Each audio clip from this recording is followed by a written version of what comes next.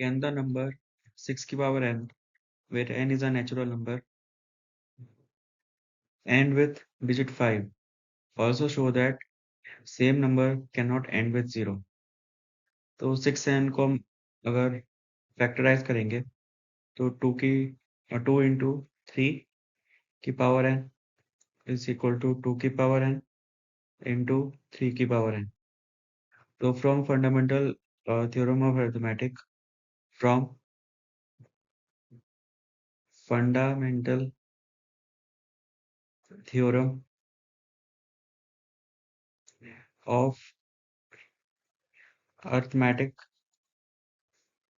prime factorization of every composite number is unique. Arithmetic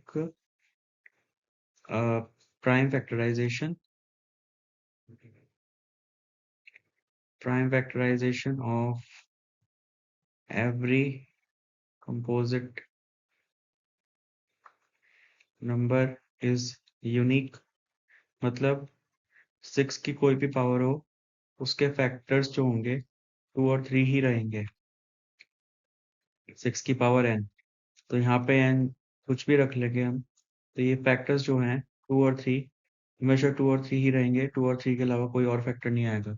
तो ये अब नंबर को 5 से एंड होने के लिए एक 5 होना चाहिए किसी भी नंबर में अगर उसको 5 से एंड होना है. पर यहाँ पे 2 और 3 है तो ये नंबर कभी 5 से एंड नहीं होगा. तो पहला स्टेटमेंट है, इट कैन द नंबर 6 की power n end with 0? No. 6 की power n will never end with digit 5. Second है, also show that same number can not end with 0. तो 0 से एंड होने के लिए 2 इंटू 5 का होना जरूरी है. तो 2 तो है इसके फैक्टराइजेशन में, बट 5 नहीं है. 5 पॉसिबल नहीं है. तो 2 और 5 का होना जरूरी है अगर हमें 0 चाहिए. तो इस 6 की पावर n ना 5 से एंड होगा ना 0 से एंड होगा. तो दूसरे का आंसर भी नो है. 6 की power n will never and with 5 and 0.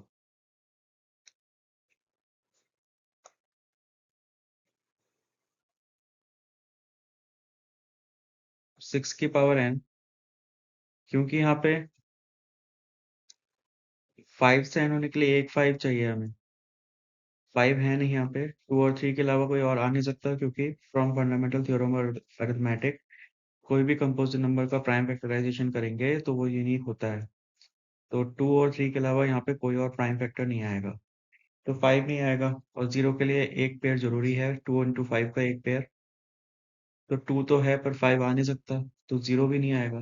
तो इसका मतलब 6 की पावर n कभी भी 0 और 5 से एंड नहीं होगा. 0 और 5 से एंड नहीं होगा.